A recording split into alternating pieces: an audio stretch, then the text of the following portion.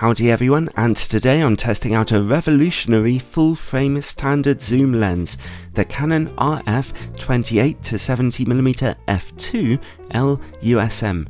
It's revolutionary for a zoom lens because of that very bright maximum aperture of f2. That means you can get quite snappy shutter speeds, even in quite dark situations, and nicely out-of-focus backgrounds. Those are both attributes which could make this lens a dream come true for wedding, portrait or event photographers, especially considering its useful zoom range of 28-70mm, a reasonably wide angle to short telephoto.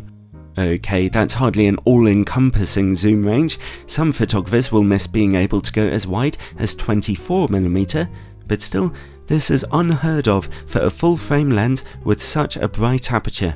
And trailblazing camera lenses such as these tend to come at a bit of a price, and this one costs a huge $3,000 US. Then again, as you can see here, you get a lot of lens for your money. This thing is huge and pretty heavy at 1.5 kilograms. It's made of plastic, and actually it doesn't feel like the best quality plastic in the world, but at least that keeps the weight down somewhat. It's all based on a metal lens mount with a weather sealing gasket, and that's followed by the zoom ring. It turns evenly and heavily, but surprisingly for a lens at this price point, it doesn't turn very smoothly. It doesn't appear to be damped. Then the manual focus ring. It turns smoothly and loosely, and although it's electronically coupled to the focus motor, it does respond really quickly when you're using it. The lens's autofocus motor is super quick when shooting in stills mode, as you can see here, and you don't really hear any sound from it at all. When you're shooting in video mode, it works really nicely too, although your camera's internal microphone will pick up just a tiny bit of clicking as the focus micro adjusts.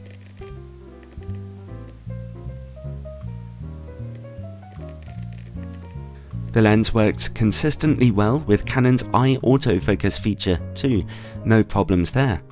Video makers will also be interested to see that this lens suffers from quite some focus breathing. If you zoom in to 70mm, then the image zooms out as you focus more closely. It's quite bad actually. The lens's angle is more like 60mm than 70mm when you're focused closely. I forgot to test whether the lens is parfocal or not though, sorry. At the top of the lens, there's one of Canon's neat control rings, which has gentle clicks to it. You can customize it on your camera to perform various different actions. The lens comes with a decent enough hood, and it requires very large-sized 95mm filters. It does not have image stabilization. Overall, the build quality of the lens is fine if you're happy to lug such a big thing around with you. The autofocus motor is brilliantly quick and accurate, but I was a bit disappointed by the focus breathing and the lens's slightly plasticky feel. But let's move on to slightly more important things, picture quality. I'm testing here on a 30MP Canon EOS R full-frame camera with in-camera corrections turned on. Starting at the widest angle of 28mm, we see razor sharpness and excellent contrast in the middle of the image, straight from that wide maximum aperture of f2, and the corners virtually as good. Stop down to f4 for the tiniest of improvements, and the image remains this sharp down to f11, where diffractions are softening the image a little, and stop down further to f16 or f22 for more and more softness. Still a really amazing start. Let's zoom in about halfway now to 45mm. Again, even at f2, we see perfect image quality in the middle, and the corners, again, fantastic, with a tiny improvement at f2.8. This level of sharpness remains down to about f11 again. And finally, 70mm. Straight from f2, we see perfect resolution in the middle of the image, although the eagle-eyed of you will notice just the tiniest drop in contrast from those wider angles. The corners are just a tiny bit softer at 70mm, although still pretty impressive. We see very tiny improvements at f2.8 and f4, and again the image remains this sharp down to f11. So, the lens performs spectacularly really, with no weak spots at all. This is basically the sharpest, fast standard zoom lens I've ever tested, and that's without bearing in mind the challenges Canon faced in designing it to have such a bright maximum aperture. Amazing, really. Alright, now let's look at distortion and vignetting. With Canon's cameras, it's easy to switch off the in-camera corrections to take a look at the lens's real performance. At 28mm, we see moderate barrel distortion, but a bit less than usual for a standard zoom lens. There's strong vignetting in the corners from f2. Stop down to f2.8 to see those corners brighten up, and at f4 you see pretty even illumination. Zoom in a bit to 40mm and the distortion goes away. Zoom all the way into 70mm and we see some moderate pincushion distortion, and again strong vignetting in the corners at f2. Again, stop down to f2.8 and then f4 to see even illumination again. Overall, that's quite a good performance for distortion and vignetting for a standard zoom lens.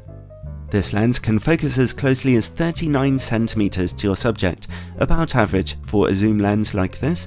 At f2, very close-up images see some quite serious haziness, softening the image. Stop down to f2.8 though for normal contrast again, and f4 for a little more sharpness. Let's see now how the lens works against bright light. At wide angles, contrast remains high overall, but quite a lot of attractive flaring is visible. Zoom in and it's the same, but with more of a loss of contrast. This slightly strong flaring is almost certainly caused by the lens's very complex optical formula and very large glass elements. Let's have a look now at coma smearing at the widest angles. At 28mm and f2, in the corners of your images, you can see here that the brightest light is glaring a bit, but look at the smaller two lights above it, and you can see that there's very little coma smearing, and at f2.8, it's gone.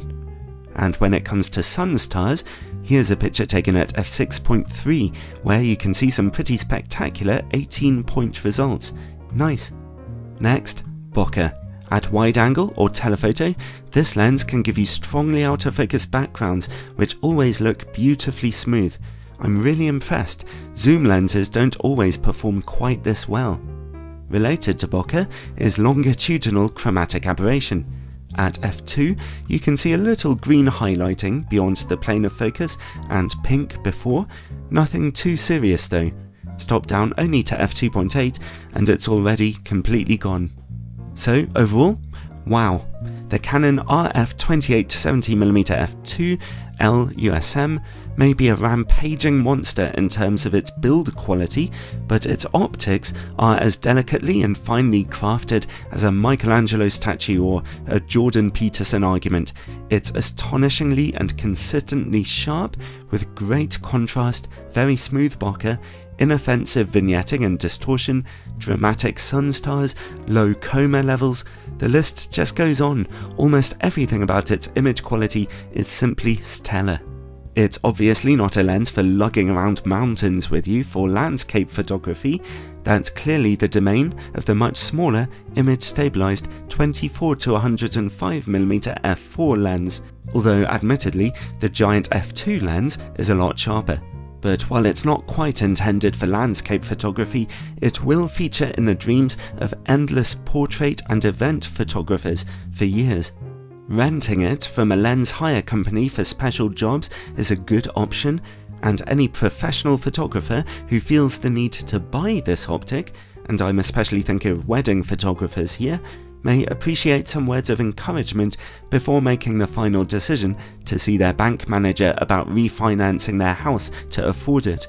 Allow me to assist you. This lens will perform unquestionably, easily taking the place of a number of prime lenses in your kit bag and probably even outperforming them. Some might even say it's a lens that's worth investing in a Canon EOS R system for, despite the somewhat underspec'd cameras.